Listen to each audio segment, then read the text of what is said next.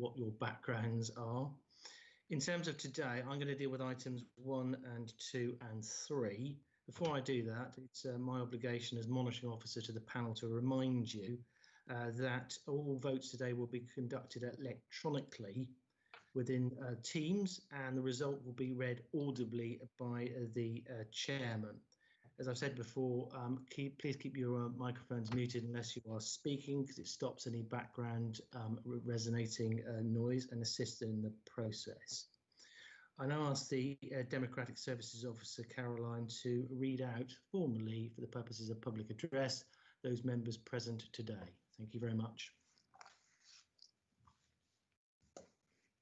Mute. Thank you. I can confirm those present in the meeting today are Councillor Brian Lamming, Councillor Diane Andrews, Councillor David McKinney, Councillor Gary Hughes, Councillor Lee Hunt, Councillor James Radley, Councillor John Beavis, Councillor Ken Mushamp, Councillor Lynn Stagg, Councillor Dave Shields, Councillor Simon Bound, Councillor David Stewart, Councillor Trevor Cartwright, and Councillor Jan Warwick. Thank you. Moving on to the first thing on the agenda, which is apologies. I have received one apology from Councillor Tonya Craig. I've received no other apologies beyond that one. Item 2, declarations of interest. Councillors, do I have any declaration of interest today that I need to note? I'm assuming from the general silence that I don't have any. Moving on to item number 3, election of the chair. I formally call for nominations and a seconder for the chairman to the panel until the AGM of 2020. Colleagues, I await your comment.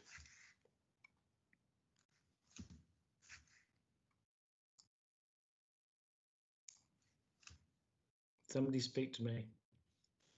Can I nominate Councillor Dave Stewart? I'm happy to second. Is that unanimous? Yep. Agreed. Yep. Everybody, are we all done? Happy with that. Thank you, David. Welcome.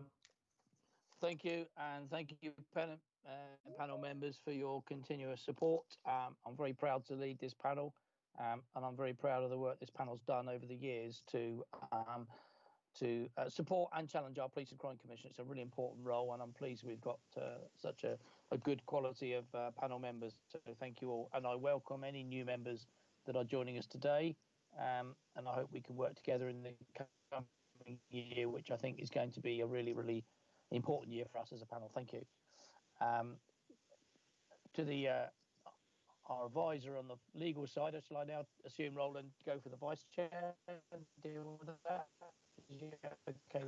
So yes, I'm going. Please. Thank you. So I'll now pick up the chair and invite election or nominations for the role of vice chair. And if I could have nominations for the position of vice chair, please.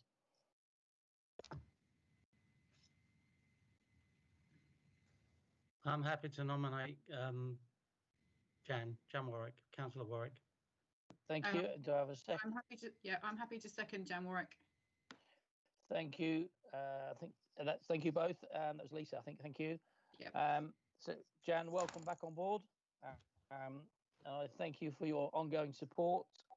And between us, I'm sure we're going to continue some really good work for the counties of Hampshire and the Isle of Wight. Yes. Okay, item 5.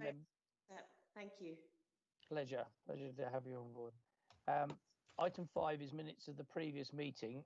These have been circulated. They're the minutes of the 7th of February. If you could just confirm by raising of hands that the minutes, and I'll ask Caroline just to check that we have all the agreements on.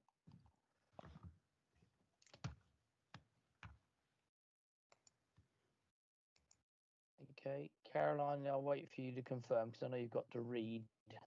Thank you, Chairman. I'm just waiting for members. If you could please raise your hands. Thank you. Raise Yep, we've got an agreement.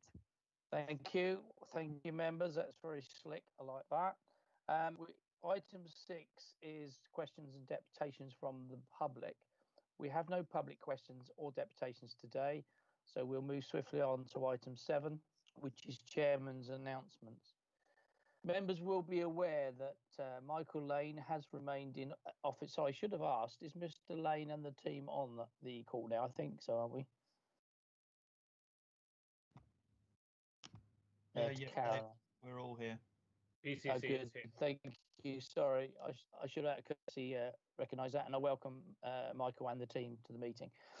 Members will be aware that Michael Lane has remained in office as the Police and Crime Commissioner following the postponement of elections in 2021, which was as a direct result of the outbreak of COVID-19. And I welcome him and his officers to the meeting today. We do look forward to receiving an update from the Commissioner on his extended Police and Crime Plan at item 10 of today's agenda.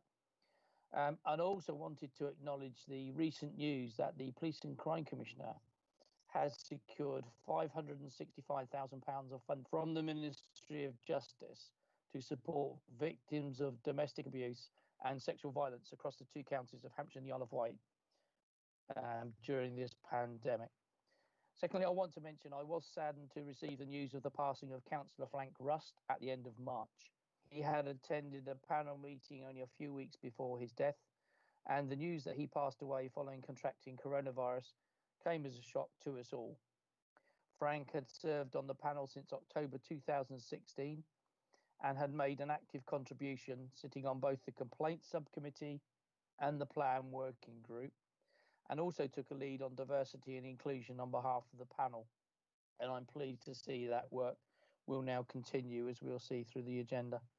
I have written on behalf of the panel to his family, offering condolences, and I take this opportunity to remember him and his contributions to the panel and his work. Whilst the full panel hasn't met since our last meeting in January, I want to thank members of the panel for their ongoing role since that time in engaging with the Police and Crime Commissioner and his team on numerous matters of importance, including new time frame for the PCC elections, diversity and inclusion in operational policing, the Commissioner's response to the COVID-19 pandemic, and the complaints reforms. There have been several meetings held virtually between members of the panel and the Commissioner's team, allowing the panel to continue their important work in supporting and scrutinising the Police and Crime Commissioner. I thank the Commissioner and his staff for the efforts taken to ensure that the panel and our supporting officers were kept well informed and well engaged. I'll move on now to item 8, which is the proposed appointments of members.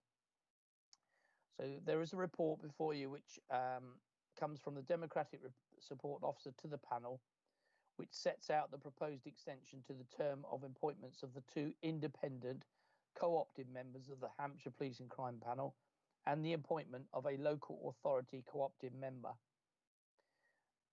Are there any questions or comments on the report? If not, I will shortly ask members to vote on some recommendations. I'll give a few seconds just for an indication if you wanted to ask anything. Okay, in which case I'll go to the vote. What the proposed recommendations are is that the panel notes its membership for the 2021 municipal year as laid out on table 2 of the report. That the panel notes the panel membership is at the time of the meeting politically proportionate for the purpose of the balanced appointment objective as outlined in table 3. That the terms of appointment for Michael Coombs and Bob Purkis as independent co-opted members to the Hampshire Police and Crime Panel are extended until the first meeting of the panel in the 21-22 year, and that Councillor Tony Jones is appointed to the Hampshire Police and Crime Panel as local authority co-opted member representing the Labour group. If you could just confirm that, please, by raising your hands, that you're happy with that.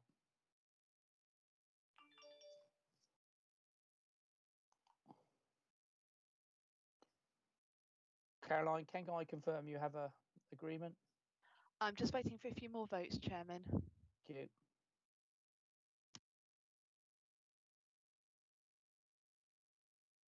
Yes, that's been agreed by the majority. Thank you, panel. Thank you indeed.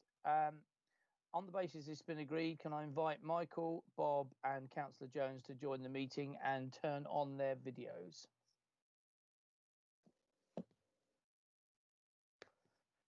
Now, we've worked swiftly through the first part of the meeting, and I know we're all bursting to get into the next part, but I'm just going to call a 5-minute adjournment to the meeting before the Commissioner starts his announcements.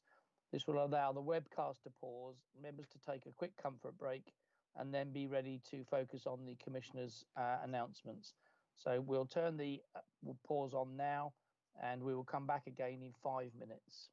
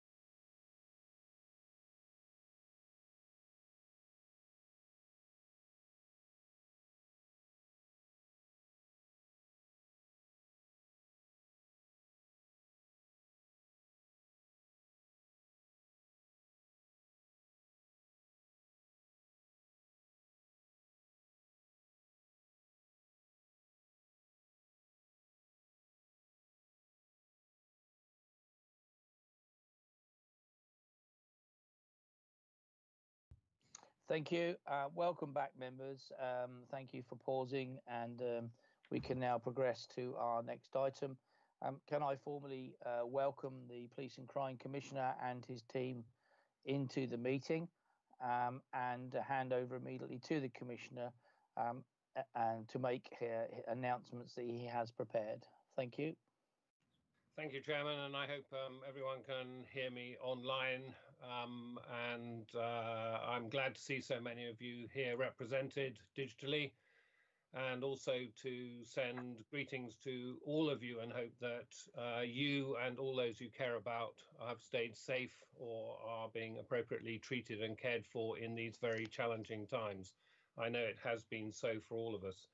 I'd like to associate myself with the Chairman's comments about Councillor Frank Rust. He is but one example, but we need to think of him and his family especially, but one example of very many people who make a commitment to public service and over an extended period. And we've had that reminded to us in spades and again and again and again, as one of the awful to be in COVID, but encouraging elements of those who put themselves forward with a determination to support, protect and make their contribution to keeping us all safer. So I'm thinking of Councillor Frank Rust and his family, and associate myself with Chairman, your comments and the panel's thoughts for he and those who love him. I'd like to very briefly do one contribution to the public announcement. You will see that I have donned a mask. It is really important in these times, and as we approach the 4th of July, to reinforce at every moment, and I'd be grateful for all the panel members to do that, and I'm sure panel members will be aware of the publicity, the joint publicity across the emergency services, that as we enjoy some return to some freedoms at this time, we nevertheless have at the forefront of all our minds how to keep ourselves safer, how to be respectful and contribute to keeping others safer as we enjoy those pleasures that we may have been looking forward to and can in these new circumstances that start from the 4th of July. It is a risk that some will not behave. In a moment I'll take my mask off so that I can talk to you. I am socially distanced here and alone, so that's appropriate.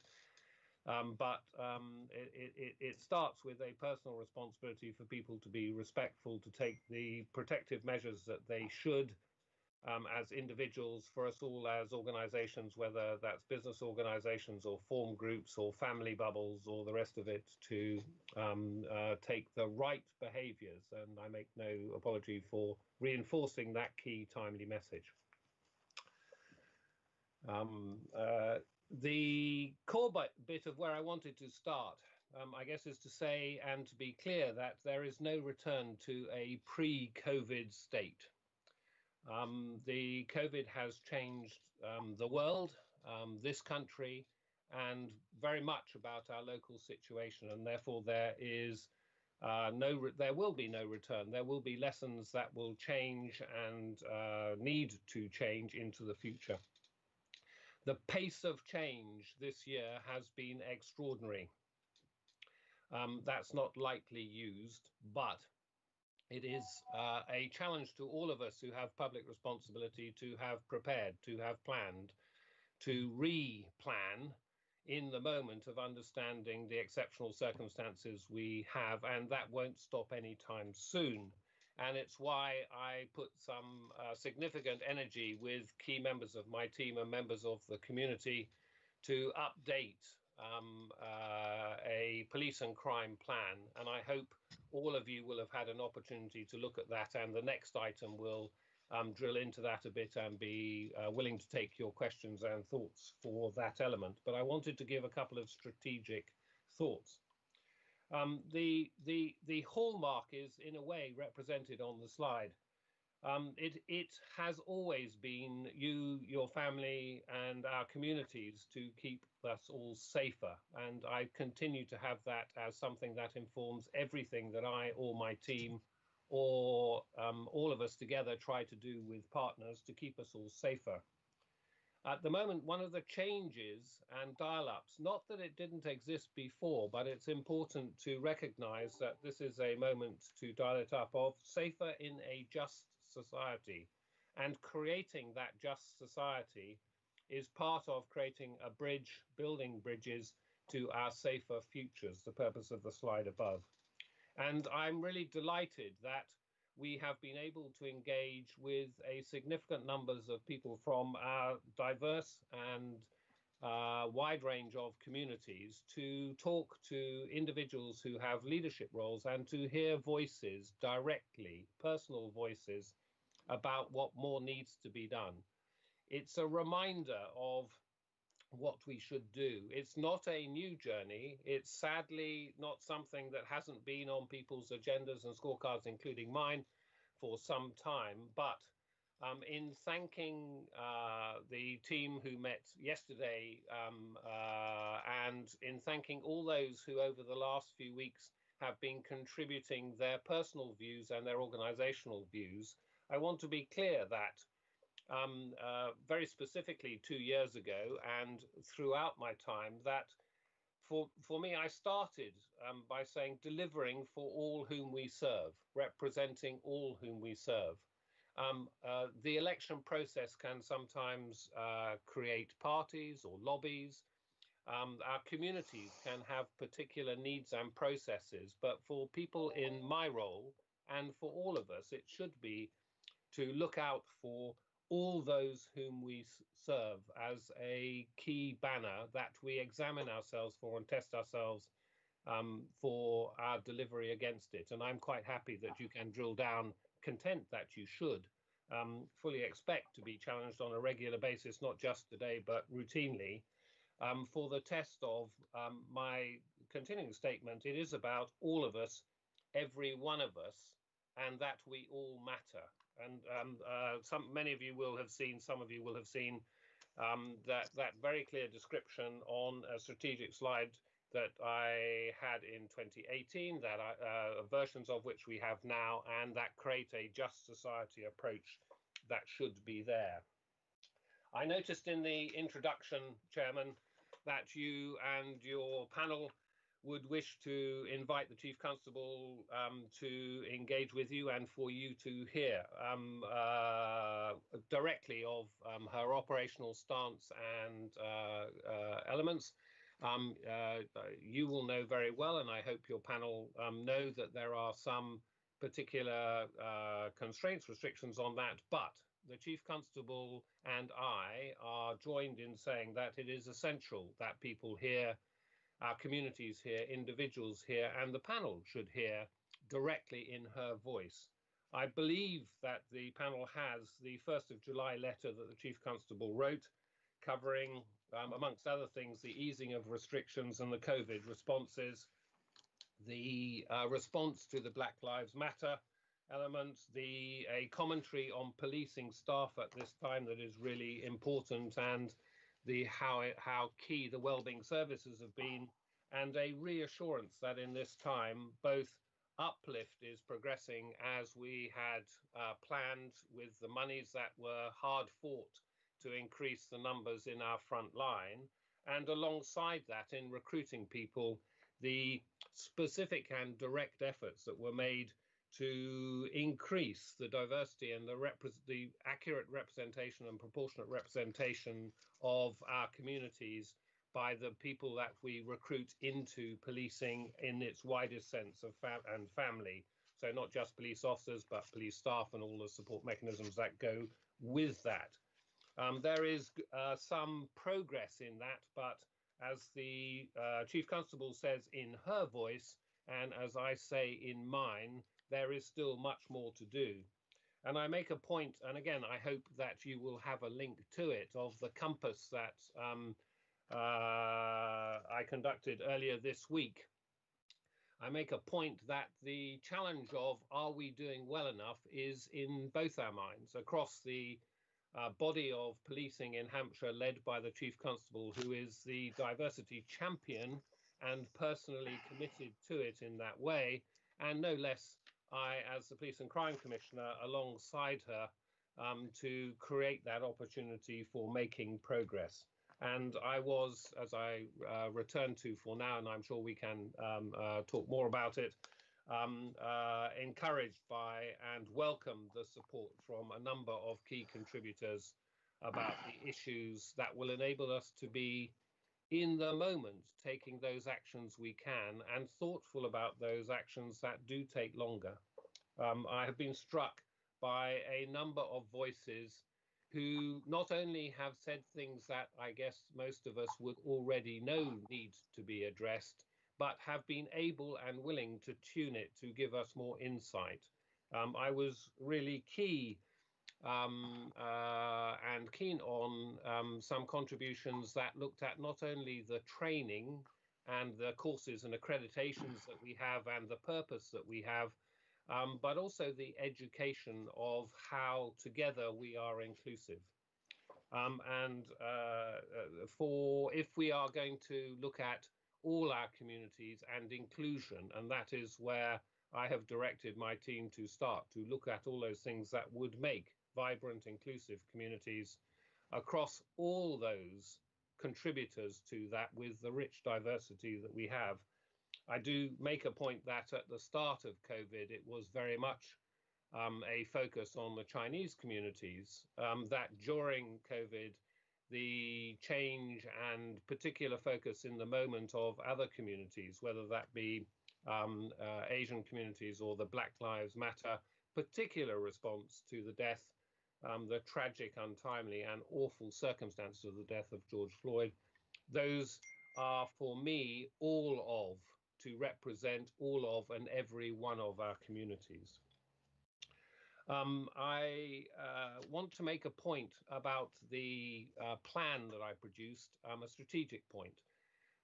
It seemed to me that we could have got not only locked down in terms of our personal freedoms and movement, but locked down in policy and strategic planning terms by waiting to see need more information. I have always set and have presented to the panel my view that it's not just for my term, it's not just for this moment. One of the things that a police and crime commissioner should do is look to create the opportunities for all those who have operational, tactical control of the moment to be confident in sustaining their effective delivery of those services that we need so much, but also having the resources and tuning and change programs to keep us fit for the changed circumstances in the future. So I'm very clear that the description of the plan was the updated plan is something that is changeable in the moment. Not that it should change in every moment, but that it is changeable and tunable as we learn more from science, as we learn more about the economic situation as we go forward. In the last few months since the last formal meeting of the panel, there have been some continuing and some additional and some changing elements. The continuing elements are working for the public, our communities, of course continuing that, but communicating in a different way. So we have been communicating, as you acknowledge, Chairman, I'm grateful for it, and I hope the panel members have found it helpful, and via the Democratic Services Officer and directly through you, communicating with you to say, even though we weren't meeting, here are the key steps forwards that we are making. I'm delighted that, and on a couple of occasions, my team have gone and succeeded even further than many of our colleagues elsewhere in the country. And it's not a competition between that, so we share our best practice. And it reflects that we have been ready to go with business cases as a underlying quality of how we do our work. And also, and I think this will become more relevant, ready to stop and tune down if there are pressures on the economy, if there are constraints on what policing resources might be. And that has repaid us with the MOJ grants that we got, where we were one of only a limited number who were able to bid within the constraints that the MOJ set. and we were one of an even smaller number who got everything we asked for, 624k in a variety of ways, and other monies too. The panel will remember, those of you who were on the panel previously and are returning will remember that the violence reduction units had a significantly important win in terms of resources for that too, where we were able to take a strategic approach for the whole area and in a national context, but to be able to tune our responses with very local information and understanding. Only 2 or 3 days ago, forgive me, time is an odd thing in this COVID time, isn't it? It can seem like longer than that. A response nationally where we will be presenting, my team and colleagues will be presenting in a national forum for the excellence of some of the innovative work done in our area. And that's not just the OPCC, it's some of our very valued partners and colleagues who have helped us be innovative and thoughtful, and where together we've managed to add value. And we'll be presenting that nationally to colleagues to share that good practice, which is something they deserve credit for, and I congratulate them for, and enables us to demonstrate our effectiveness in this local area and continue to win grants with some sense of the track record that we have. I said that it's really important to respond quickly. In the money sides, we've also continued to run contract renewals and grant rounds, and a particular very quick grant round, a stitch-in-time approach of 500 words with very little bureaucracy to get £500 to do something that in the moment would make a difference. And our community safety partnerships and safer city partnerships have, over the whole time that I've been here, had a system in being that I supported for quick grants to do a stitch in time. They haven't, that grant opportunity hasn't been much used, but we were very richly given bids from the first round and managed to support 60 or so projects. And I plan and have in place the beginnings of a second round that will look to reducing crime. We are also making progress with those strategic things of, and some of these will have the detail sensitively, and you may see just a bland header for the decisions I've been making to secure land and estates processes, because that's a very changing environment also. Continuing elements are to do scrutiny as well, and the uplift and strategic change programs have been continuing even in lockdown, even in COVID. Additionally, we have been scrutinizing, as you would expect, the Chief Constable and her team about the use of emergency powers. You may well have seen, and I endorse fully, the reports of how well Hampshire Constabulary have done in these circumstances. I have more community responses favourable that have come out of the Constabulary's response of using the first 3 E's of engage, encourage and educate to set a context. To set a context are my words, before we engage in enforcement.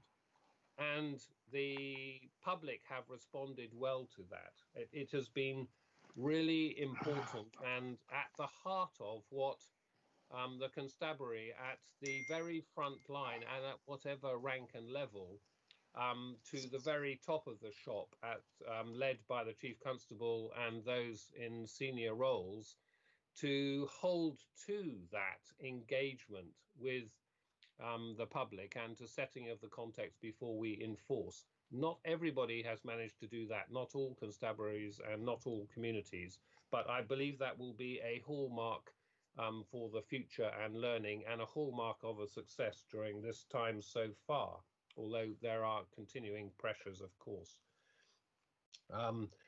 We have tested this also with very significant examination and surveys and engagement over the public sentiment over this time. And again, I'm not surprised that the purposeful recruiting that I have made to have experts in these matters as part of my team has been used extensively by the Local Resilience Forum as the lead partner in providing information of value during this time. And seeking and setting aside new funds you've heard of, and you yourself, Chairman, said about one of the MOJ grants, the Beyond Policing sort of elements. But it also has seemed to me that if we are going to find ourselves in change, it was really important to set aside some so that we were not waiting to be given grants from central organisations, and that I declared an ability to lead and go ahead with some elements. Some of you may remember that I did that when we were, the Chief Constable indicated to me she could not afford in the list of priorities the extension of the tasers that we needed for operational confidence at the front line, and ensuring that all those who needed it and wished to have it had that as one of the tools available to go forward into an operational environment. And my view was at that time that I would enable that funding early and then see how to massage that into the budgets in the longer term. I continue to do that, and the some significant sums of money, one of them a particular £500,000 to put aside, was for that purpose, to be able to spend quickly and immediately on those things that would make a quick and immediate difference to keeping our safety and making a just society, and then look to recover that money if there were grant opportunities in due course, or to understand it was a priority that in due time would need to be absorbed in the budget. We've also had to change quite a lot about our public engagement, and I hope you will all have seen and understood, and I know many of you have been advertising this in your local communities.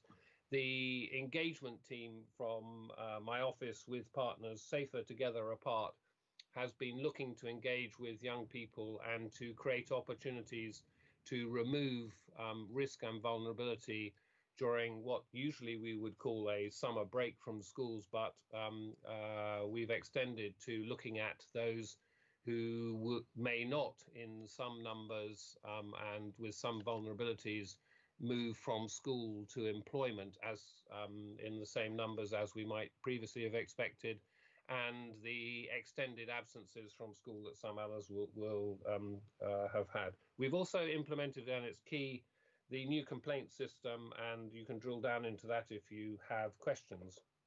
I also wanted to talk a little about, just say as an outline, we always start with wanting to know what the local impact is. I was elected by all of those constituents across Hampshire, the Isle of Wight, Portsmouth and Southampton, to serve them locally with their priorities and their needs. And I take that very seriously personally, and I understand that's where my mandate comes from. But there are changes to the National Policing Board, which has been created, and its subcommittees, and the processes of regional organisations and centralising, and in some cases a little of the international arrangements that have been going on during this time of shutdown and this year.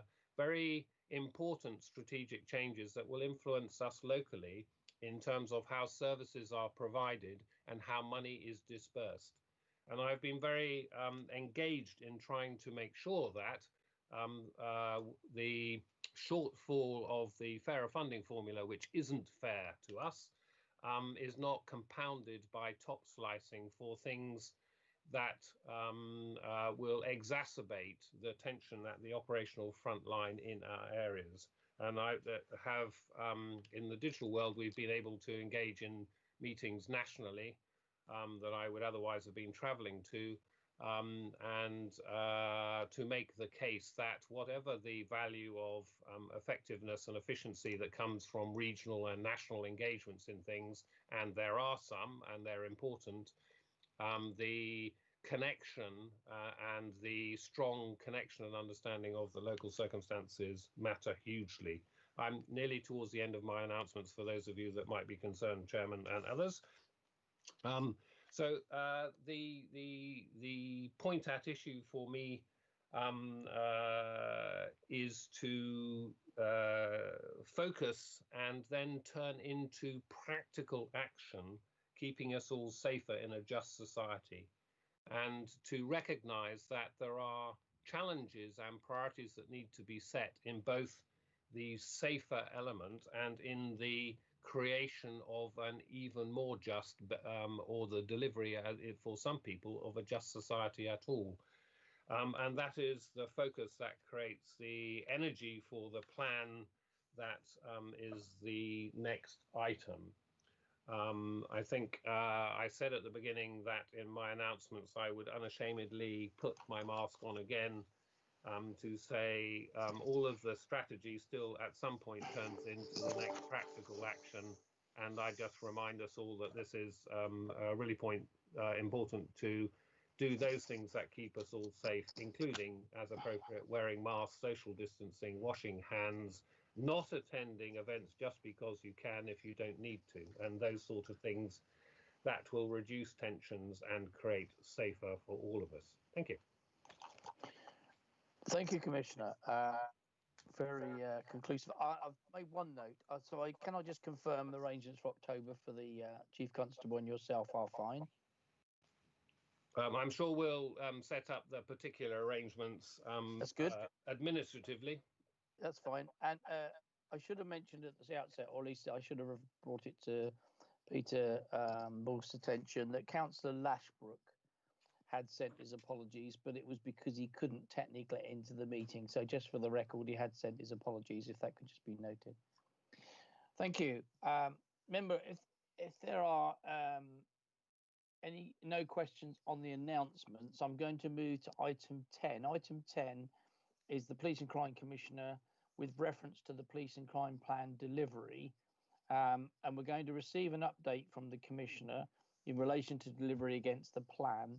The Commissioner is aware we will potentially have a number of questions for him and or the Chief Executive, although I am also citing the fact that his initial presentation may address some of the questions. So we'll play this a little bit by ear, and I'll ask the Commissioner if he wishes to make comment first of all to present on your plan update. I think there are just a couple of comments in and a couple of slides to put up. So okay, I'll let the technical people deal with that. Put those up.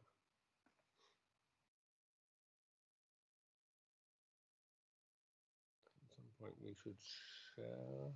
I think there are only 4 slides or something. Okay, Caroline, you okay with that? There we go. Okay.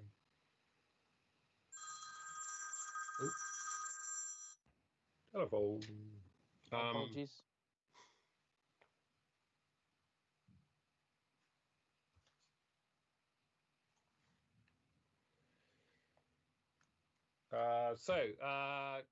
Chairman, are you happy I continue? Absolutely. Thank you. I just mute myself. Go back 1 slide, please. Just to make the point 2020 to 2022, that reinforces the point I made earlier that we look further ahead.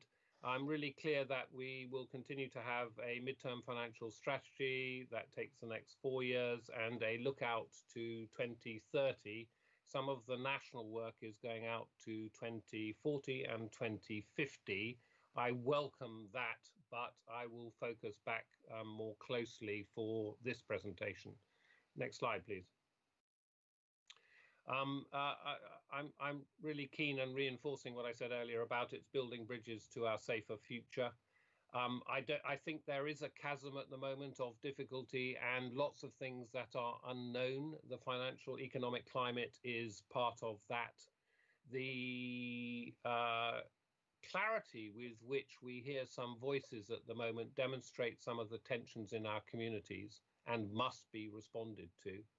So I am clear in the short term that I need to be able to, with my team and with partners, to create bridges and understanding, not wait for a year or 2 years or 10 years, but actually to do both and to have a strategy that takes us forward and also in the moment to do things.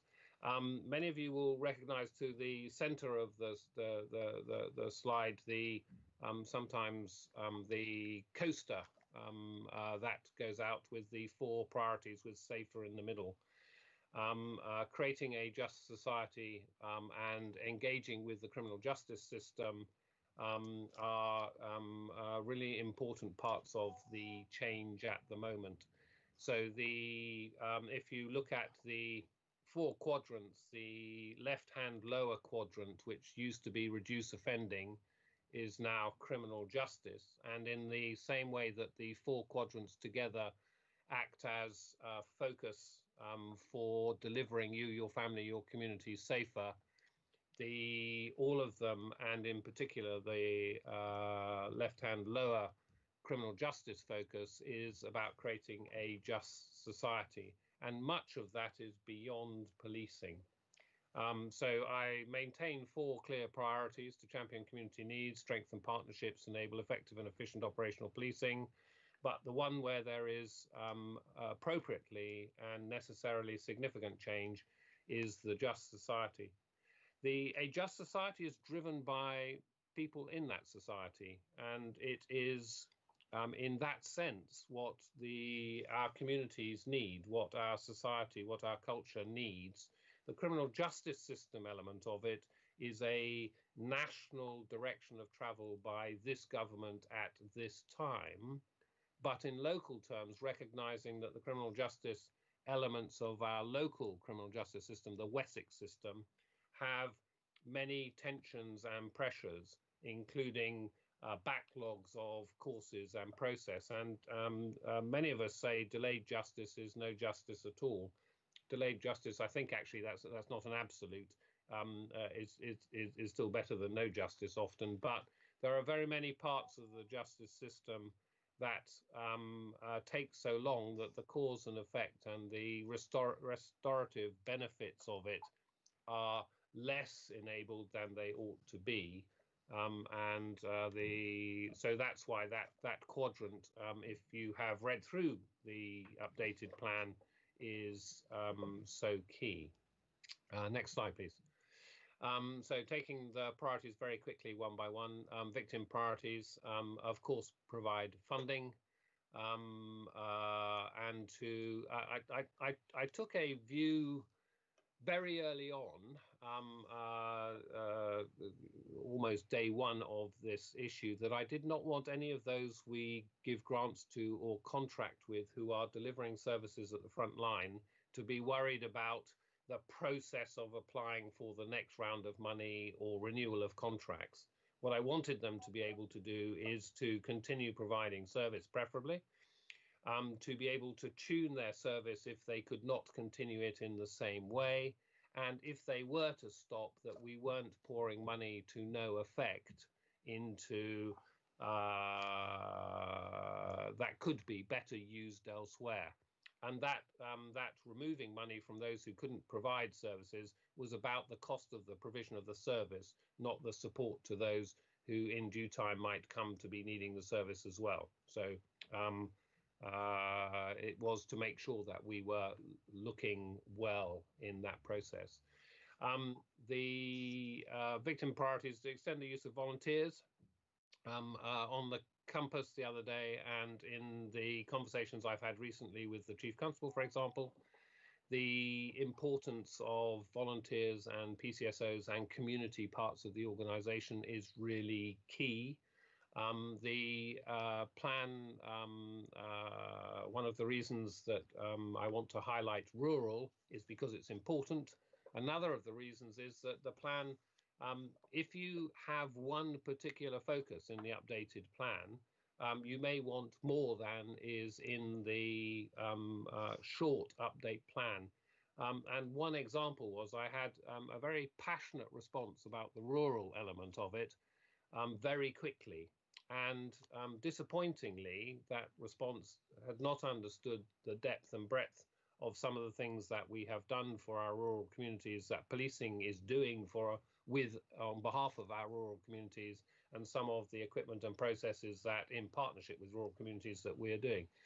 And just as a an example that to describe it. If there were two whole pages on rural, that underneath it were 20 pages of notes and hundreds of pages. Not that the paperwork volume is necessarily the quality, but the depth of it, you can drill down. What the plan is supposed to do, and I won't need to repeat this for all the elements, what the plan is supposed to do, and I believe does, although I'm very happy to hear improvements, is it enables people to have a license to continue and to extend and to make changes. Local and very local was very much in my mind. I won't overdo that. Delivery is what it's about. It's not just about having a plan, it's about delivery. It was a significant change about digital footprint. It disappoints me a bit. I have to be careful about how I say this, that I have been fighting to get some of the advantages we have learnt to take as normal of the digital environment as a result of COVID were feasible and tenable almost from the day I took up this job, because they already exist. There's no delight in any part of having COVID that gives us these benefits, but we have grown our online channels. We have delivered some of those digital programs that I've had to fight through that are connecting with people. And we have had a massive increase in digital engagement with policing in the what would otherwise have been the 101 calls. The volume of that in the early days was huge, and that's maybe influenced a little by COVID and the circumstances that people were living in, but was more influenced by the fact that we now have those channels available, and that continues. And this week, the Chief has presented to me and presents routinely the progress in the numbers and the engagement and the channels. And yesterday, in collaboration with Thames Valley and others, we had a very significant update on how we can extend that into the future. And my challenge to all of our partners in the digital environment was to make sure that we didn't rest on our laurels of delivery of a project or various projects, but actually had a continuing ability to fund, resource, and enable things that make a enabling difference to keeping our communities safer. Next slide. Partnership priorities. Partnerships are at the fund of everything. We are finding some new partners at the moment in the diversity area. We have heard from voices that we have not previously felt the energy to engage with us, and that richness of those voices, everybody who's been hearing them has been in the room, and the report of yesterday's meeting would indicate that we have lacked some of the depth and the extent of that, and it is a really high priority, and I look forward to my team and I engaging with the working group that we're keen on jointly with you, so that we can pursue this and create value urgently and for the long term. Cyber ambassadors continue to be important. It's a public demand element of it, speaks for itself, I think, but please ask questions if you want. I've extended, we've just recruited another young person supporting that as one of their first jobs. Community cohesion speaks for itself. Violence reduction unit, I think I've spoken to, and the MOJ money and domestic abuse strategic partnerships. Those are really key. I just a word of caution about domestic abuse. Some of the national statements of the scale of its increase were ahead of any evidence to support it. We all know, policing knows, I and my team know that there are vulnerabilities that are dialed up in a time when there is increased isolation. We all know that even one case is too much. We have made every effort that we can find, happy to hear of more, to make sure that anybody who may be at risk of or suffering these appalling abuses knows and is enabled to know who they can contact for support. And policing has made a very particular promise, even in these times of difficulty, to respond with an appropriate priority in this time. Next one. Policing priorities, always interesting. I do just make the point for any newcomers to the meeting, and a reminder to those before. I am absolutely certain that the Police and Crime Commissioner's role is not just about policing. It is also about the beyond policing bit and reducing demand on policing and creating opportunities where people are deterred, prevented, and enabled to realise their ambition and potential. But the policing priorities, more effective policing, is a very active role at the moment. And I mentioned something about the national changes. There are new boards reporting directly to the Home Secretary. There are new sub-boards creating that, new regional arrangements, new changes to the National Crime Agency, a new enhancement to cybercrime, a new fraud process. And all of that needs to engage with how we at a local level call off those resources or that expertise. And the Chief Constable is very heavily engaged in that. And I challenge her about what she brings back from those nationally leading elements of her role to bring to enhancing our local area. Fit for the future is really important, and I make no apology. There is a risk that we sometimes recruit the people that we should have recruited 20 years ago rather than recruit the people we need for the next 20 years. We need to be agile. I think Hampshire Constabulary is being agile in that. The priority given to the uplift and to engaging is really important. I do think there is more we should do to ensure that we respond and explain to the community the priorities of policing. In the first weeks of COVID, when very many more people than at any other time were staying at home and were seeing evident, visible policing because the call on some policing time was reduced, the write-ins and the recognition of how members of the community had been reassured and come to understand the policing priorities by that greater engagement is something that I am absolutely determined the Chief Constable and her team will continue to understand, even as if they do, and they probably will for some parts, if not generally, and possibly even generally, the pressure dials up again to learn where those contact points were the most valuable for the most vulnerable and most interested members of our community, who act as sounding boards and then communicators of where we go. So there are some lessons that we've learnt in that sit under that enable agile policing in response to community priorities. Reduction in crime is a hallmark of not only the Cabinet Committee reducing crime and making more efficient the criminal justice system, is a Cabinet Committee chaired by the Prime Minister and with the Policing Minister as a permanent member of it. That shows some direction from government. Reducing crime is key locally, and improving the criminal justice system is key locally. The bottom one is really important too. I challenged the Chief Constable about, and have for a while, wanted to review the special constabulary for its value. During this time, there are 11,000 hours plus, and I think it's significantly plus that now, but significantly more than that.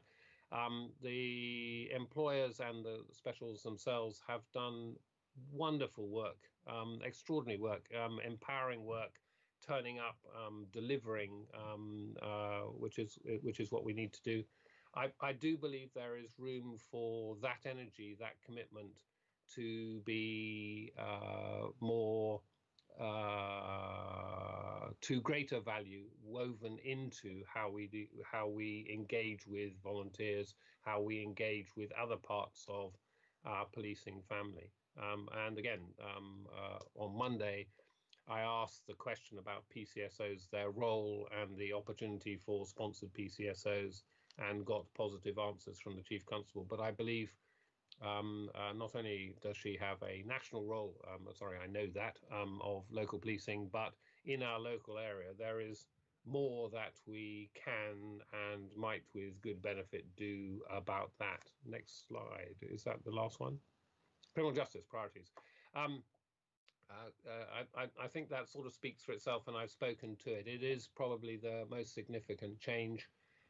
Public confidence really matters about that, and I think there are real risks there. Out of court disposals, we are a national lead in the quality and value of the better outcomes that come from that. It is disappointing how many people push back against that, but that's a journey we're on.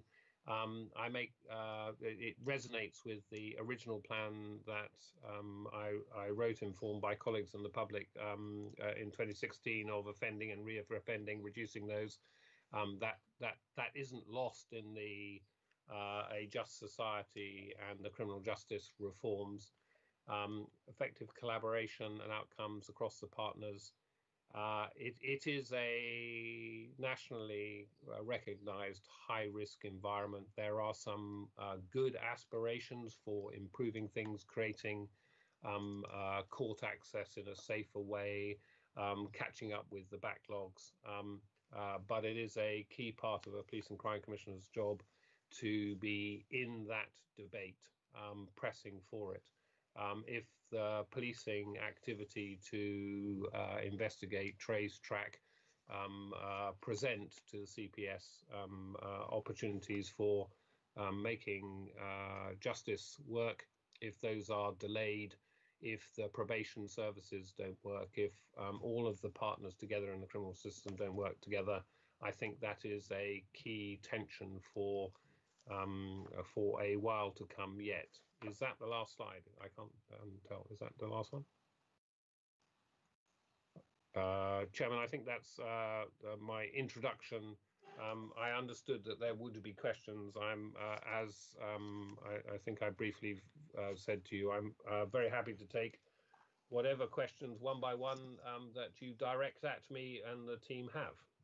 Thank you. So thank you, Commissioner. I'll for members, they're aware that I've given out when we've made arrangements for a list of questions. I'll just refer to numbers to help. I think you've addressed a number of the questions, so I'll start the questioning with a broad financial question, and then I'm going to defer to Michael Coombs, who will probably then elaborate on the answer you give. This particularly relates to funding, which was referenced in your updated plan with regard to supporting COVID-19. And the question is, where was the 500,000 funding for the COVID response drawn from, and will there be any financial impact as a result in future years? Okay. So the first part of the answer to that is that the 500,000 for that fund was drawn from reserves, as earmarked from, not spent from reserves, to reassure my team as they were listening to what the needs were in our local community and what the immediate action drills were meant to be, understood that they should not be delaying, deferring, or nervous about making progress in advance of what we already knew in the office, and I already knew and have been briefing people, was the intention of government to make strategic national disbursements and programs to help us through this time of COVID. So what I was really clear about, and I think I said earlier, so it's reinforcement, is I needed to be clear, both in the, actually principally in the financial appropriateness of setting aside a set of reserves that if I felt I had got the business case and the priority to do it, that I could spend. I was very minded that there would be, and it took longer than any of us would have hoped, including the Ministry of Justice hoped, that there was a grant element that I would wish to bid against from the MOJ, but some of those elements of enabling people we already contracted or those who were active in delivering services in the community. I wanted to make the decision today, as it were, at that moment, to say to them, I will underwrite that if we can't win the bid against another element because it's so important. So the bottom line, I think, to what I understand as the question, but ask more, is that £500,000 was checking that I could, at risk, spend that from the reserves that we have that were already allocated for something else in the longer term, to ensure that I had cash flow in the short term to do those things that were necessary at that moment. Thank you for that. Just for the benefit of the panel, I note Councillor Hunt and I note Councillor Bound regarding recruitment. I'll come to you in due course. I'm going to refer to Michael now. He'll probably deal with members 4, 5 and 6 as a collective. So I'll pass you over to to Michael Coombs. Good morning, Commissioner. Good morning. As you say, the funding for the 500,000 earmarked from reserves, and that's no surprise. Arguably, we're now in a situation where reserves are needed. But if I look at the decision log, I see also 680,000 in January approved for estate in relation to the increased officers, and that's no surprise to us. I think we knew that was coming. But I also see 450,000 on estate feasibility for, amongst other things, the contact management program. So I suppose the detailed question is, are we now facing further, or are you now facing further costs for the estate management program? But the broader, more strategic question is, we'll all have seen in the press nationally about some authorities, some local councils really concerned about their future financial viability and the possibility of chief finance officers having to make statutory reports. I realise that the finances for councils are somewhat different to a police and crime commissioner, but how are you seeing the future panning out financially? What advice are you getting from your chief financial officer about the future? And how does all of this unexpected spending and use of reserves play out in terms of your future financial strategy and future decisions on council tax? Michael, thank you very much for a really simple question to answer in one sentence, but those are really important issues. Let me deal with the decision notice elements of it and try and give you some context, and then I'll go on to the special fund issues and the impact of additional expenses from COVID or other issues, and then talk about the generality, which I think I may have mentioned. So the 680k that you saw as one of the decisions for estates, we have been updating, because there's a change in the property markets, we have been updating our estates plan and changing our assumptions about net contributions to the estate by selling off those formerly redundant and possibly currently redundant elements of the estate that we own, and building and creating opportunities for the estate that we need in the future. We very early in this year and a little bit last year started to ask questions of the constabulary to challenge them that they weren't just creating buildings and locations in a now outdated environment. And the simple, I think, and important element to choose is the hygiene elements of our buildings.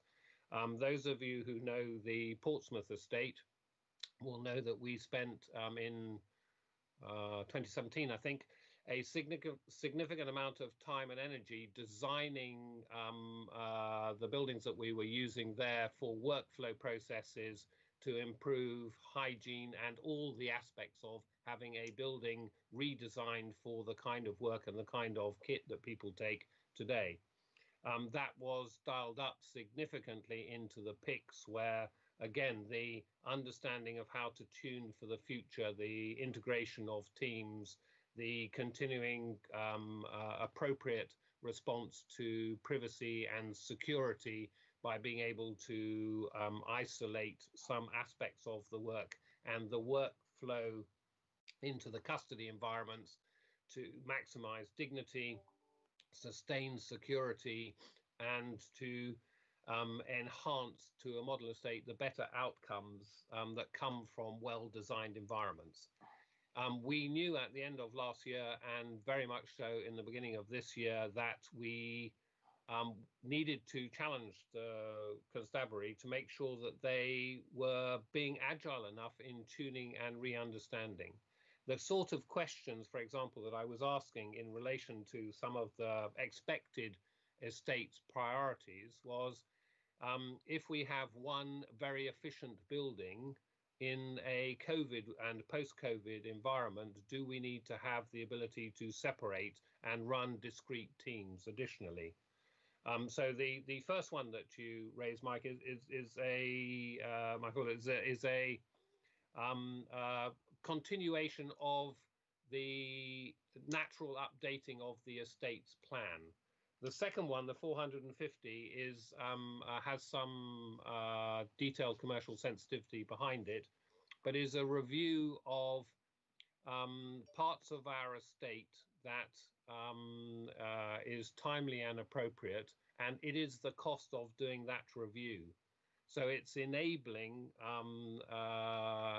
better articulation of different scenarios to be tested, better understanding of the costs and benefits of those scenarios, and therefore a longer term look to where we can maximize the value for effectiveness and efficiency into the future, and create opportunities in the future to change again. So in terms of the decisions that you see that I have made, those are, if we think we need to secure a piece of land, that's a commercially sensitive element because the price goes up if we make it too clear. That goes on in the background. If we think we were about to dispose of a piece of land, but it is the right place to do it, there are costs in making sure we understand what would upgrade it, not just because we've got that piece of land, but to make sure there's not a better place and we don't find ourselves channeled away from looking effectively. You asked a question, how does it work? You raised the local council's processes and pressures. I feel a lot of empathy with upper tier authorities and district and borough councils and lots of those in the public sector who have been taking not dissimilar decisions to myself, and some that I wouldn't have taken, but it's for them to choose, of doing what was necessary now in a aspiration that the government might repay those sums of money. And in some cases, I believe the challenge that we'll face in the economy make that less reliable and less likely at speed. My approach has been to be very clear that if we have a cost in our area locally that needs to be spent now, I will commit to that. PPE is an example across many of us. If we in Hampshire Constabulary, if we in Hampshire are using PPE to keep those people delivering service and all of us pro rata safer, then I of course need to pay my fair share of that and do and will. If on the other hand, as I was asked, I forget the timescale now. If it's relevant, James will need to remind me. But I think it started in February and has been every month since. I've been asked to underwrite a part of the national programme to fund some elements of things in COVID that would have nothing to do with our local area. And I, for the point of the previous question and this one, have resisted that because it would only, and the first ask was for 5 million, it would only have made our operational frontline capacity shrink.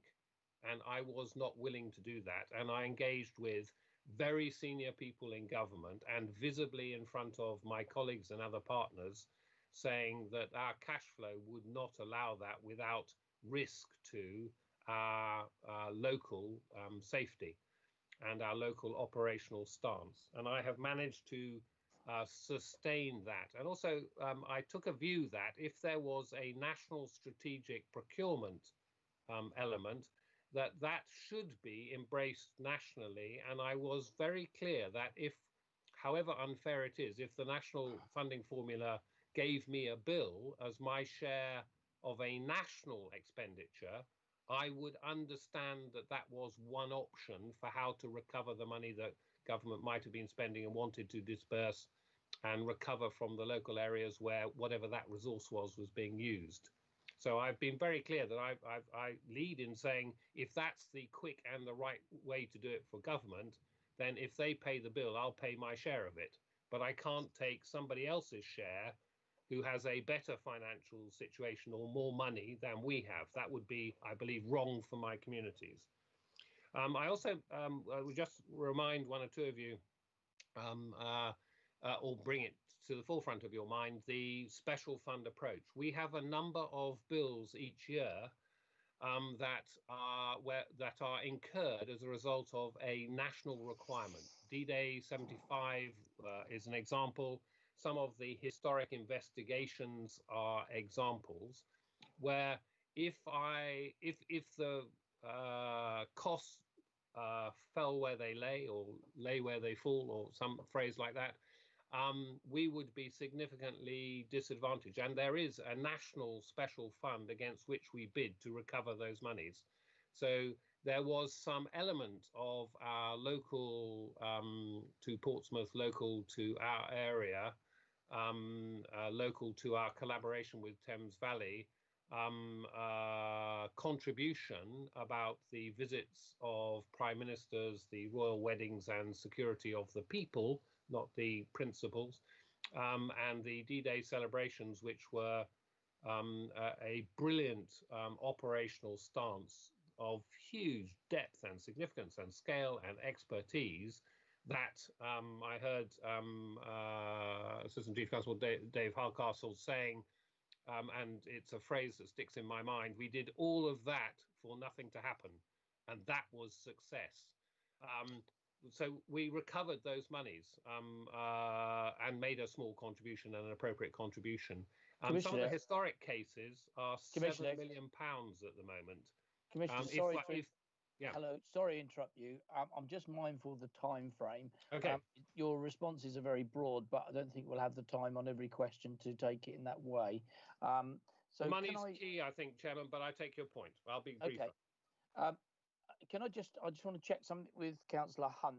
What's the topic subject of your question, Councillor Hunt? I want to make sure I fit it in the right place. Yeah, you're very kind, Mr. Chairman.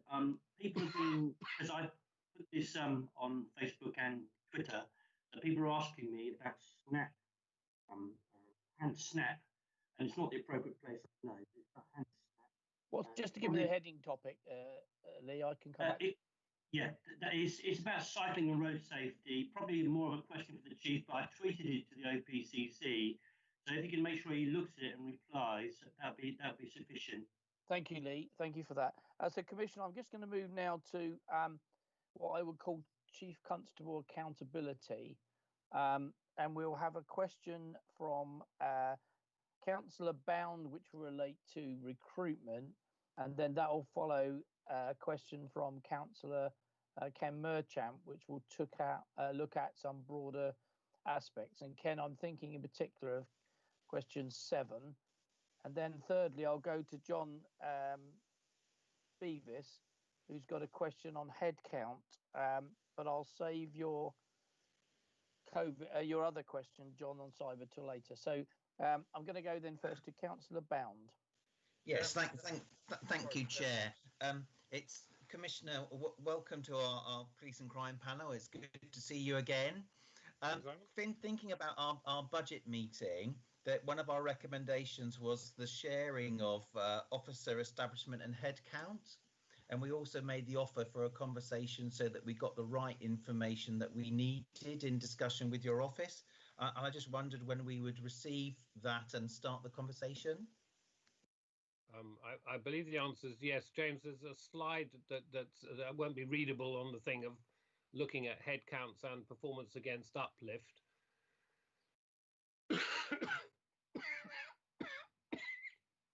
Sorry, forgive me. I'm struggling a bit, but we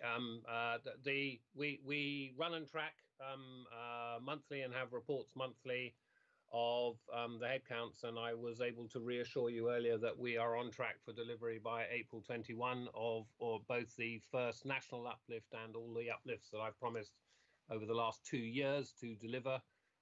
Most of which are already most of the people that we have recruited are already in place. It is a significant achievement that might not have been achievable without a lot of people being expert and successful.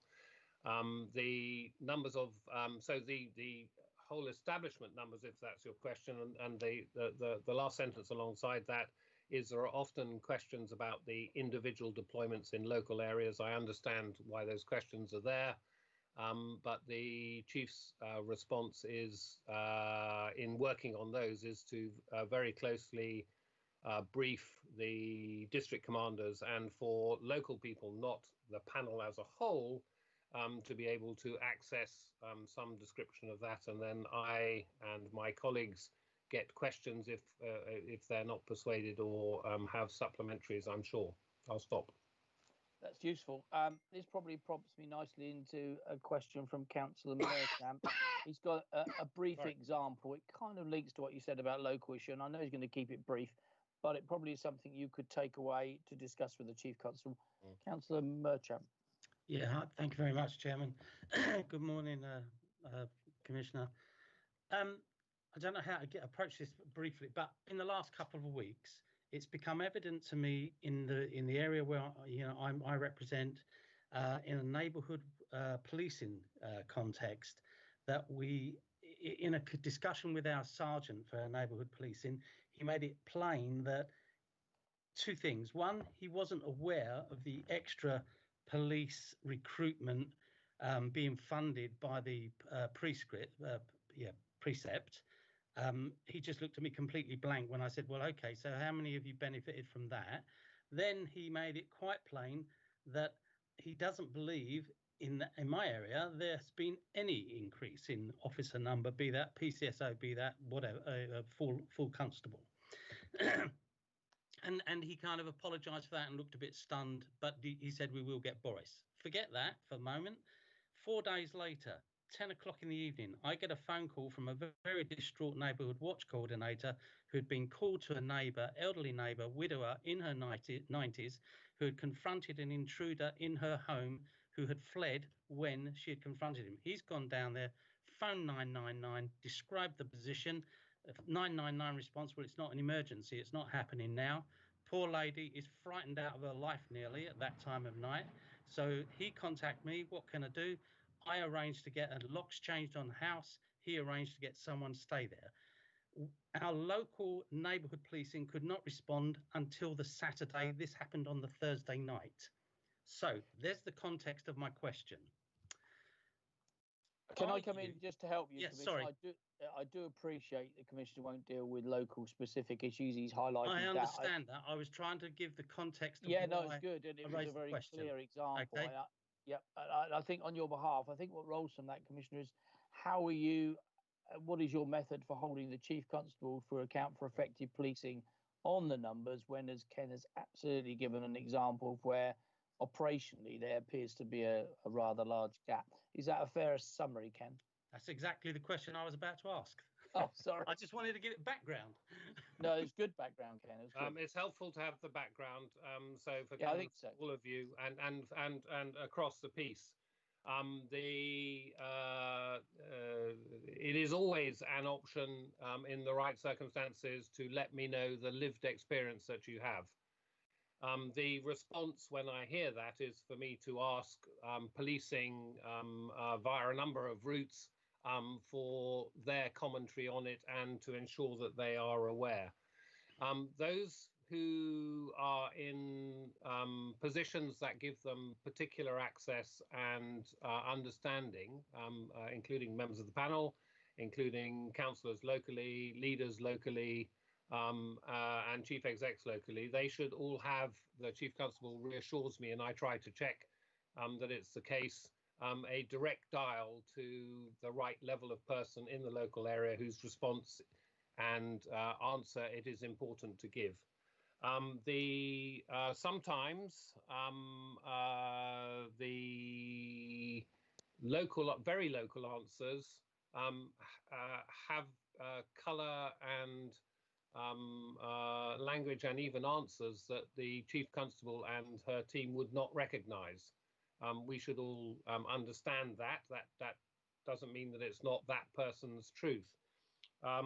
I try to draw from the chief an understanding with the body of the sort of examples you've just given me, Ken, the reality of, are we communicating within the constabulary enough? We have a new assistant chief constable who's just joined ACC, Maggie Blythe. Some of you may know of her. She was the district commander in Portsmouth. She was recruited to make a difference of joining up and improving and continuing the journey to do that. And I hear from her on a regular basis, or we're starting to hear from her on a regular basis, as I did her predecessor, to draw together the strands of individual examples where the community had some tension. I believe I may have heard something of the particular example you used, but it would be wrong for me to dive into that. It's an operational voice that needs to respond. But my short answer is I'm very happy and interested to hear case studies offline to give me context for how I ask questions and hear answers from the Chief Constable, whose job, and her team, whose job it is to respond and deal with them. I do make the point that the Chief Constables, the letter of the 1st of July, which I hope you all have access to, have had access to, and if you haven't read it, may be able to find. We can send it out again, I guess repeat it for her if you can't find it. Identifies that the resources we currently have create a strategic response from the Chief Constable of high harm and greatest threat. Some reports during COVID have dialed up significantly of there was a party, there was a breach, there was something. Those generally they add to intelligence, but they're not respondable to because they're not happening in the moment, and our resources are responding to things to prevent them or are in the moment a risk. Okay, I'll interrupt you there. No, because that's a sort of slight aside. The question that prompted for, as well, and Ken, can I thank you for your question? Yeah. One of the things that one of the members has been prompted is, and it may be a quick answer here, is we were promised a list of the numbers of recruiting and where they were deployed. And I wonder if you could just confirm we can get that. I don't know that we've had that yet. And Simon, was your question going to relate to this aspect, or did you want to come further on in? No, it absolutely was, Chair. I thank the Commissioner for the high-level information, but I think it's just a point that we need to just pick up on as far as whether that's exactly the information that we wanted to see and have a dialogue about. I'm conscious that it shows total numbers and doesn't break it down necessarily into officers and staff members. Yeah. So there's a couple of questions around that. We're quite happy to pick that up afterwards, but it's around the numbers that we've confirmed, the different diverse ranges that they were in and where they've been deployed. Are you happy to say yes? I'll take that away and make sure you get that. That would be a quick answer to this question, Commissioner. I think we can show you some the short answer is yes. We'll show you some information that we hold that is given to us by the Chief Constable. Try to caveat it appropriately, because it's only accurate in the moment, but yes, yeah. Let's improve your ability to understand where we're at. I'm very happy with that. Okay, that's fine. Well, on that basis, I think we can move on to a question from Trevor, which relates specifically to the CMP, Trevor, if you're there, Trevor Cartwright. Yes, thank you, David. Yes, good morning, Commissioner. Yes, my question, which will be fairly brief, is on the contact management platform. I've had it reported to me from various residents where 999 calls have vanished and 111 is still extremely slow. So I guess my question really is what is your strategy to deal with these problems? Thank you, Michael. The first answer is CMP is working pretty well, is much better than what went before, and such problems as exist are resolved within the tolerances of the system that we designed. If any of your members of your community, and if you were in any sense informed by a very poor press statement that went out 8-10 days ago, whenever it was, that was ill reporting and not reflective of where the system is as we speak at the moment. I was updated yesterday, not in relation to, I think there's a slide just come up in front of you with some of the response times, the numbers and processes. I'm sure we can make that available if you can't read it on your screens, all of you. It's sort of visible to me. We have been live in Hampshire for a while. Thames Valley are about to go live. They're our partner, one of our principal partners in this. It is working well for us. As I said, there is a particular focus at the moment that I'm keen on that's strategic, to say we need a plan for sustaining this and developing the value of it. During COVID, there's been a massive increase in online approaches. The satisfaction rate for the answers for those is very significant. Yes, we have improvement programs to even further improve it. But if your question comes out of, is CMP working? Yes, it is. And I was delighted. Was it the last physical meeting that we had? A lot of you came to Netley and were able to see the system and be briefed on the system at the point that it had just gone live. And I think many of you took that away and were pleased with it. I was very grateful. I'm not sure, Councillor Cartwright, whether it was you were amongst those who were making this particular point a couple of days ago. I heard a request for some of you who have seen the quality of CMP for something that you can use to publicise it. And yesterday, I think it was yesterday, James, correct me if it's important. Yesterday, we actually asked to update the brochures to make sure that there is something available that's a quick guide of what it can do, what it does do, and its value. For you, the panel, did it take longer and cost more than we might first have thought? Yes. But for you, the panel, you have been briefed regularly and been on the journey to understand that it extended its scope massively, which is so the comparison for the original project in 2014-15-ish bears no relation to the quality of the one that we have. The delight for the users for the operational effectiveness is significant. The outcomes for our community, which I focus on very significantly, and I hope you do, is better than what's gone before. Its opportunity now to expand is something that I am making sure that we have plans to make that progress as a priority to further improve it. And the only reason that we can have that aspiration is because CMP is working for Hampshire. Yes, Michael, I mean, I'll just make one point, if I may, please. The news article you talked about has no bearing on the case at all. I ignore what goes on in that respect. I'm talking to you purely on what had actually been reported to me by residents. And 101 especially is still causing a problem to them, where they're waiting forever to get an answer, and they're not getting an answer at the end of the day. So that's the point I'm making. I think I've made this offer to a number of you before. If you identify a particular time and moment of a significant failure, we can trace it back. We can't do thousands of them. We can't do hundreds of them.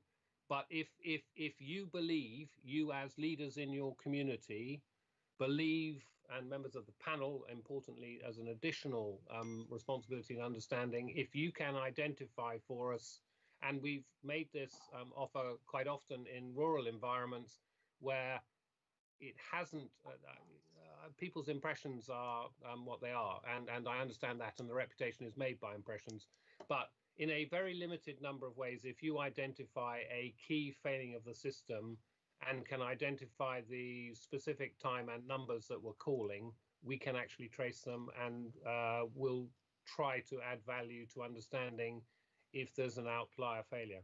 Right, mindful of time. Thank you for that.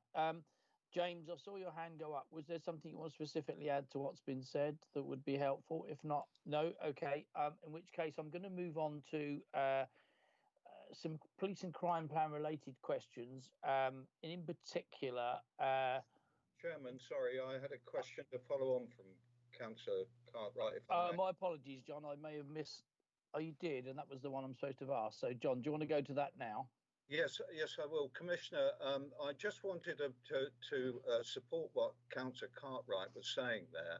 On the recent Compass meeting, the Chief Constable gave a time of average response time to 101 calls of 1 minute 40 seconds. Your figures that you've just put it up as just over 2 minutes, which is fine. But on the ground, that's really not what we're experiencing at all, far beyond that. And just to let you know, I have done exactly as you said, and I've put forward through our community safety partnership an example of the sort of times, and many times they're cut off before the phone is answered. So I have put forward those, and I should be very interested to see the response from there. Thank you. Absolutely, John. If you've got particular evidence, then you will know better than me. But we're delighted to look at it. Yeah. Thank you, James. I had one question, which probably relates to the whole of this. You're obviously presenting a number of slides to us, which is very helpful. Could you make sure those slides are sent across to Caroline so that we can circulate them to members who may want some time, particularly to absorb some of the policing number slides, which is very informative. If that's not already going to happen, is that okay? Okay, thank you, John, for that. That's fine and will happen. Okay, I'll tick that one off as well. I know, John, you've got one more question, which I haven't forgotten at the end of the day. I just wanted to, going down through my list at the moment, bear with me a few seconds. Simon, you had a question which was around the project plan as a whole and timescales. Did you want to come in with that question now? Yes, thank you, Chair. I just think the important thing that needs articulating is thank you for the highlights as far as the plan. But one of the things, of course, that the panel has found incredibly useful is the conversations and the details around the project plans, so that we can look at delivery timescales and have those discussions about outcomes specifically. And I just wonder when that will be ready for us to have that conversation. I mean, some exist in embryo, and the working groups can see them, and individuals, if they need briefing, can hear something of them. Many are the aspirations of what we're trying to achieve at a time of significant change. So that is the point that I was making, and it's not to avoid driving down to the detail. It is about capacity and priority and the progress to them. But of course, the plan delivery working group, is that the right title? That can spend time looking at the detail that we have, and the same of members of my team have that detail to hand and can show you what we're working with. Thank you. I am mindful of time and trying to stick to the timescale we've got. I've just, before we go to the proposed recommendation, John, you had one question relating to cyber. Did you just want to put that? I think that would be a good question to close off on. You're muted at the moment. That's it. Still can't hear you, John. Yeah, I don't. can you hear there me you now? are. Yes, Yeah, we can. Okay. Yes, Commissioner. I must say I was pleased to see that that the extended work in the cyber ambassadors side, and I note that you've put a new post in, you put a new role in there. Yeah. But it's only for 1 year. Now we know that cybercrime is a growth area. Is there any plan to extend this beyond that year? I believe for as long as there's demand, we'll seek to meet it. And at the moment, the demand is growing. The point of it being a year is it's the demographic of the people that land best in the environment that we're trying to work in tend to be young people. A contract for a year for a young person as a first part of professional employment while they're also doing other things is a key part of our recruiting policy. I mean, that's the long and the short of why that person has a short-term contract, and why some short-term contracts are likely to be relevant as part of the journey. If I broaden it out a bit, I'm very keen with the chief exec, whose responsibility to look at apprenticeships, to look at in a time when lots of young people may be struggling to find the range of jobs that they might have hoped, to see if there are opportunities where we will get the right value from employing people, but also we get a different voice in the office. Tomorrow, there's a meeting of the Youth Commission. A number of the senior members of the Youth Commission have extraordinary value to add, alongside, I hope, really ancient people like me who have a longer lived experience. The short answer to your question is it's the right contract length to give someone who will only commit probably to that sort of length in the first instance, to support our lead for that, who's a permanent member of the staff. Okay, thank you. Lee, I see you got your hand up. I was going to close off at this point. Is it a very quick question? Can't hear you at the moment, Lee. Yeah. Yes. Can you just make sure my request is recorded in the minutes?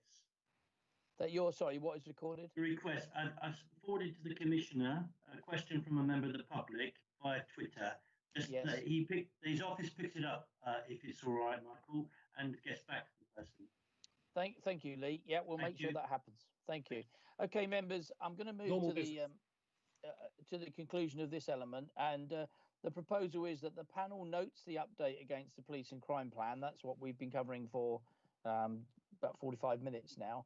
And could you just indicate that you're happy to note that by raising your hands in the usual manner? And Caroline, if you could just check that through the screens, etc. Thank you, John. Yeah.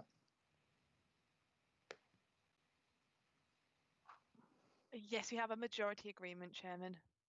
Thank you for that. I'm sure this will be the topic of discussion going forward, Commissioner. What we're going to move to now is a short comfort break, and then we'll resume to talk about our working groups, etc. at 12. It is, I'm not encouraging you to run away, but it is an opportunity for you to slip away now if you wish to, and then we will come back into our webcast.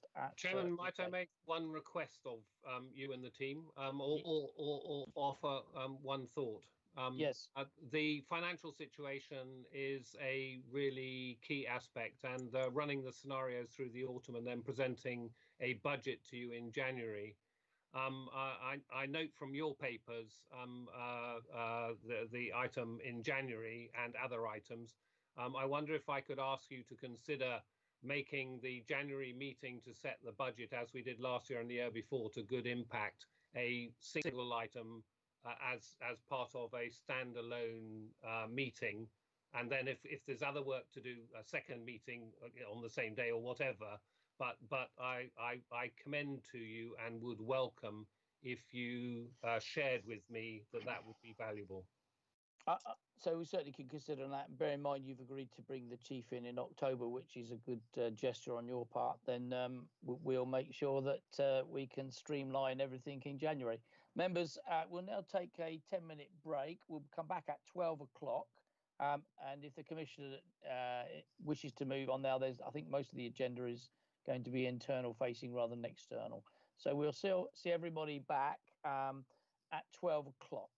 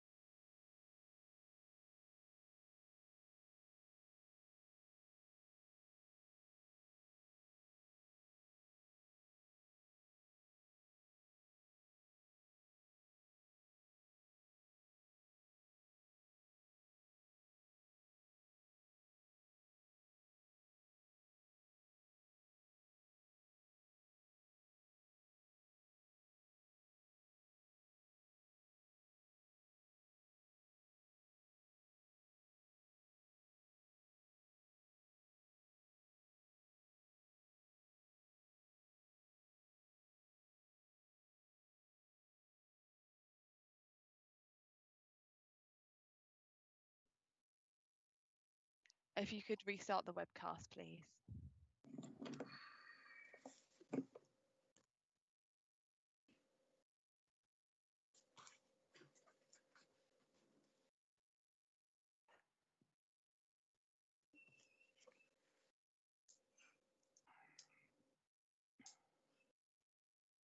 Okay. I'm just waiting for confirmation, Chairman. Okay. Yes, the recording is resumed. Thank you. Welcome back, members, after that break. We're going to move now to item 11, Police and Crime Panel, members of working groups.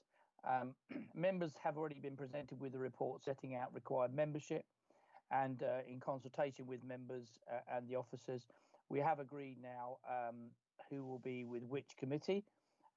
This does involve one new working group, and I'll just ask Councillor Bound if you wouldn't mind just giving a brief outline to that particular group so that members understand, and for the public as well, and that would be useful. Over to you, Councillor Bound.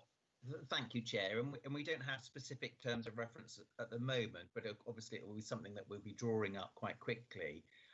It's just to say that we've had 2 sessions already with some members of the panel and officers of the Police and Crime Commissions on equality, inclusion and diversity. And fundamentally, this is a piece of work to re-energise, really, is probably the best description, activities that have already and consistently been in place.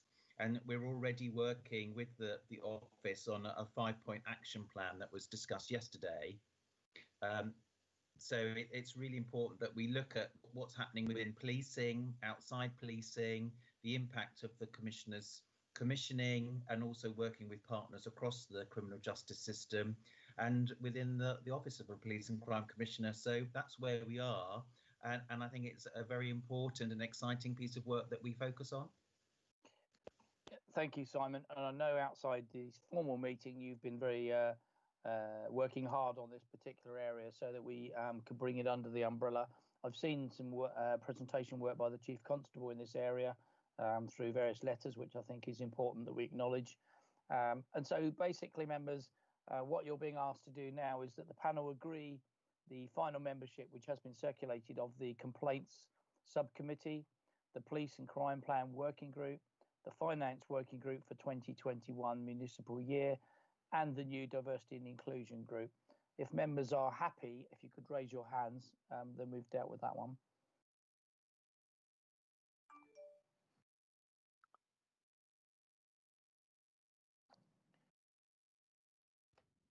Okay, I'll wait for Caroline's confirmation. Thank you, Chairman. Yes, we have a majority agreement. Thank you, that's excellent. Thank you, members. Just for your information, the Commissioner joined the meeting again by accident. He's now unjoined, so he's off elsewhere. Item 12 is the Police and Crime Panel, membership of the National Association of Police, Fire and Crime Panels.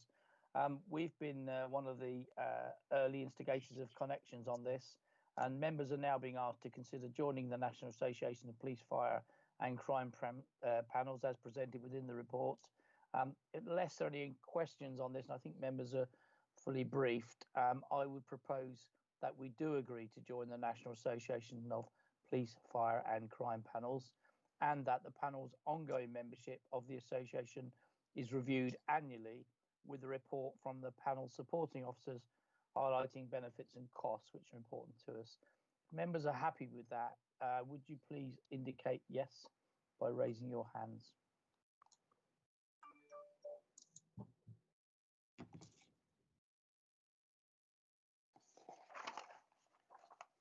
Thank you, Chairman. We have a majority agreement. Thank you, Caroline. Item 13, excuse me, is the Police and Crime Panel Annual Complaints Report. Now, this report outlines complaints made against the Commissioner over the last 12 calendar months. The report demonstrates that the complaints activity has decreased in comparison with the previous 12 months, with only 1 complaint against the Commissioner recorded, which was subsequently resolved without further action. I'll just invite the Chair of Subcommittee on the complaints if he wishes to speak, and if not, I will then invite any other questions and then go to the recommendation. So, Bob, is there anything you wish to add to that? No, only just to say that the discussions are still going on nationally about the reform of the complaints process. And it does mean it ties in actually with something that we've spoke about just now, the new working group, because it's about the possibility of the PCC overseeing or at least having the scrutiny of the way that the police handle complaints. And the other significant and we can then, question how that happens as well, because that's not just about the complaints of individuals, it's also an opportunity to complain about the way that the organisation works. So that's a significant change coming along. And the other particular point is that the powers of investigation, which in the past have not been applicable, it looks like there's some discussions on that, and it may even go down to a particular road of the PCP being able to appoint an independent investigator who would report back to the PCP panel. So there's some long discussions going on. Oh, that's interesting. I can't see that is going to significantly change, within the next 6 months. But those are the type of discussions that are being held at the moment. Excellent. Well, perhaps you can keep us informed on that. Acknowledging that, if there aren't any other questions from members, I shall move to the recommendation on this. And the recommendation is that the annual complaints report is noted. Could you please indicate if you're happy to note the report?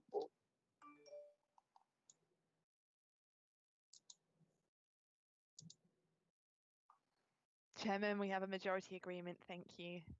Thank you very much. Thank you for all the panel members on that who do the good work they do. Item 14 is the Police and Crime Panel annual report. Members have already been presented with the draft annual report for 18-19 year. Not quite. Oh yes, it is 18-19. Right. I will add a forward to the report after this meeting, as long as we're happy to agree the draft.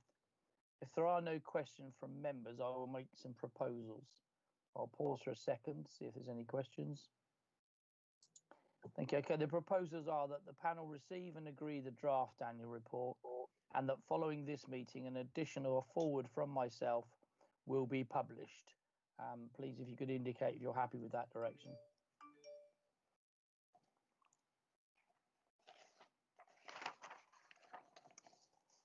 I'll leave that to you, Caroline, to confirm. Thank you, members. Yes, we have a majority agreement. Thank you. Item 15 is the Police and Crime Panel financial monitoring leading to the 21-22 grant budget agreement. So this is presented on pages 67 to 74. And this is a paper from the financial officer to the panel, Anne Hibbard. She's monitoring the Police and Crime Panel's budget for 1920, the part of the year performance against the 2021 budget, and a proposed budget for the panel from 21-22. Anne, are you with us this morning? Chairman, just to let you know, unfortunately, Anne's in another meeting at this time. If members do have any questions from the report, I can happily note those and then feed back to members following the meeting. Thank you. You did also, I know, because we spoke previously about this, have a very brief picture of where we are with our current financial position. If you could just let panel members know that in public, that would be useful. Of course, members. So you'll note in the report that for this previous financial year, the panel have spent within the grant made available. We have reached pretty much to the level of the grant spend, and on predictions for spend for next year are likely to do the same and deliver a balanced budget. You'll also notice in the report that the legal tender process has been completed following report in last year's finance report, and that Portsmouth City Council were reappointed as legal services to the panel following a successful bid. So thank you for that. If there are no questions, members, I shall propose that we note the financial position for 1920, that we note the current performance against the budget for this financial year, and that we agree the proposed budget for the panel for 21-22, subject to confirmation of the government grant. If you're happy with that, if you could raise your hands as indicated.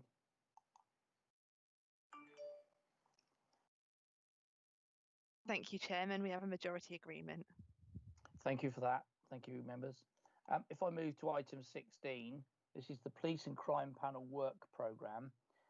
Members, you are asked to consider the work programme for the panel for this municipal year as outlined in the report. It has been noted that the meeting in March 2021 has been incorrectly entered as held in March 2020, and that will be corrected. What I'm proposing to members is that we add an additional item to the work programme for our next panel meeting in October to undertake a scrutiny of the Commissioner's approach in responding to the COVID pandemic. The focus of this item will be to identify successes and lessons learned from the public record, to inform future pandemic responses, as well as understand the financial impact of this period ahead of our planned scrutiny of the Commissioner's position in January. You also heard earlier that I've proposed that we invite the Chief Constable to attend the meeting, which will enhance the panel's understanding and the public's understanding of policing during the pandemic, and will identify the potential impact this may have on budget requirements for 21-22. Members don't have any questions, I'll make some proposals on that. I did hear what the Commissioner said regarding January. I think we need to discuss that before we commit to a one item agenda. So we can do that at a future meeting. We may do that in a pre-meeting prior to October, because I think it's important we've covered the range of scrutiny, because the irregular scrutiny carries on. But the pandemic's been important, and I'm pleased that the Chief Constable will be asked to attend the meeting, because she has overseen some very significant work on the pandemic with her staff, and we are opportunity there to hear about that. So if members are happy, I would propose that we agree the work programme. If you could indicate with your hands.